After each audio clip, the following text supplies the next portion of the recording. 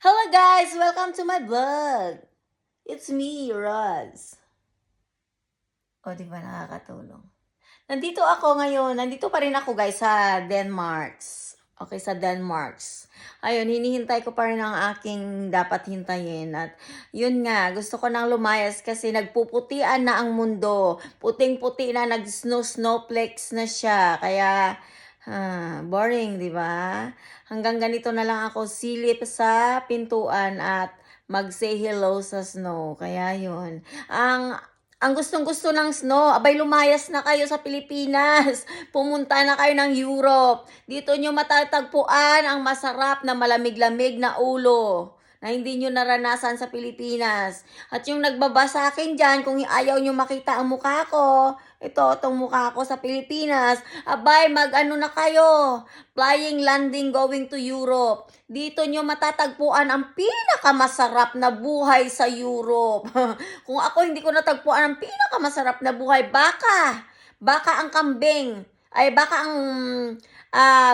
maging kambing at ang kambing maging baka, yun. Lumipad kayo papunta ng Europe, dito nyo matatagpuan ang Dan Demons at sa demons ng kademons-demonyuhan, lalanding kayo sa mabaho-baho na hindi ko alam kung anong hinahanap nyo, pero kung gusto nyo nangangarap kayo na you can come to Europe, just go ahead. At sa mga kapitbahay ko na sinisigawan ako ng bugak, whatever, you can move, going here in Denmarks. Gusto mo mag-join sa Denmarks at gusto nyo makahalubilo ang Hudas, just go ahead. I want to say goodbye soon, okay? I need to wait that they will process all what I need and say goodbye Denmark because kung wala akong future dito, hahanapin ko ang future sa sarili kong country, sa sariling country, Pilipinong country, yes, kung saan